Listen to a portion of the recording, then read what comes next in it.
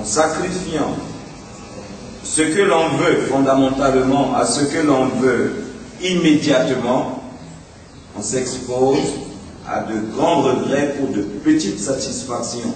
D'où la nécessité de réapprécier les vertus de la lenteur. C'est pourquoi, particulièrement, vous avez compris, il y avait eu un premier congrès et aujourd'hui, la symétrie de ce premier congrès. Ce n'est pas un congrès parallèle. Ceci étant, l'an 2010 et le 16 janvier à 17h30 s'est tenu dans le hall de l'université Amadou Hampâté-Bâ, face de l'Orne, Canal 4 de Dakar, le congrès annuel de l'UECAS. Cette rencontre à laquelle étaient conviés tous les élèves, étudiants et stagiaires centrafricains du Sénégal avait pour ordre du jour 1. Bilan moral, financier, culturel et matériel du bureau sortant. 2. Le rapport d'adéquation du contrôle et audit financier du commissariat aux comptes. 3. Les questions relatives à ce bilan. 4. Les préoccupations diverses.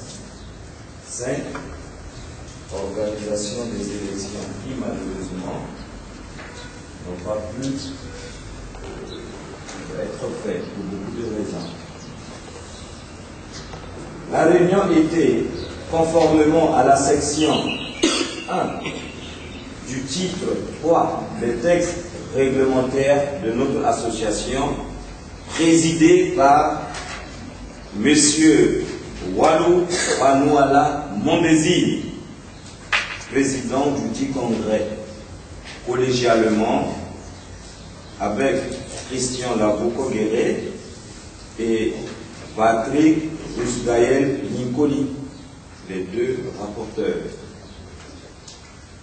Après l'ouverture de la séance par le souhait de meilleurs vœux de l'année 2010 du président et les précisions relatives à la sérénité et au calme apporté par celui-ci sur l'objet de la réunion, l'occasion avait été donnée au président sortant de l'UECAS de prononcer le mot de bienvenue à l'endroit de tous ceux qui, en dépit de leurs préoccupations respectives, ont bien voulu répondre positivement à la sollicitation de l'UECAS, notre association, suivie sous forme de compte rendu